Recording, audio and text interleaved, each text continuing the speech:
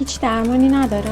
ملیکا هر جور حساب میکنم باید بهش بگی. زندگی دیگه بالا پایین داره، شاید دیگه عاشقم نبود. خونه رو بزنم به نامت، خیالت راحت میشه. به اندازه نصف پول ماشین خونه من سفته میدی که من خیالم راحت بشه. اگه ندم؟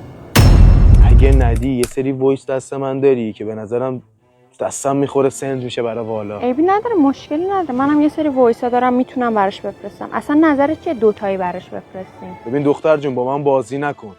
یا من بازی یا بازی خراب. منو نمیتونی بپیچونی. باشه فردا بیا جلو محضر، ماشینو میدم به تو، سهم تو. فقط حتما بیا که میخوام والا همه چی رو ببینه و بسوزه.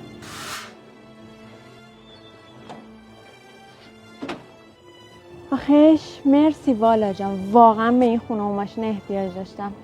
رفیقت هم که داره میاد، بیا این ماشین رو بگی سهمت از زندگی رفیقت. مبارکت باشه. والا داداش سفرت پربرکت باشه، خدا خیرت بده. دمت گرم. این دنیا که به ما رسوندی، ان شاءالله اون دنیا که رفتی برات خیرات میدم بخوری نوش جونه. خیلی زود وا دادی.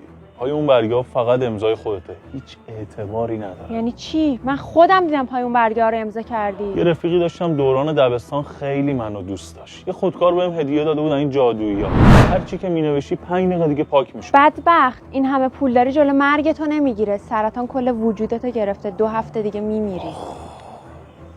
فکر کنم یه اشتباه کوچولو بین آزمایشامون رخ داده. دکتر یادش رفت بهت زنگ بزنه؟ برو 2 هفته قشنگ با خونه و ماشین من پوز بده. یه موقع ناکام از دنیا نری. داش من دخلی به این ماجرا نداشتم و این دختره مثل شیطون رفت تو جلد ما رو گول زد. و اینا من اصلا کاره نیستم. دخلی نداشتی ولی خوب خودتو دخیل کردی. زمین بازی تو اشتباه انتخاب کردی پسرمو. هم مالو باختی هم رفاقتو. الانم برو بگرد دنبال یه رفیق 20 ساله.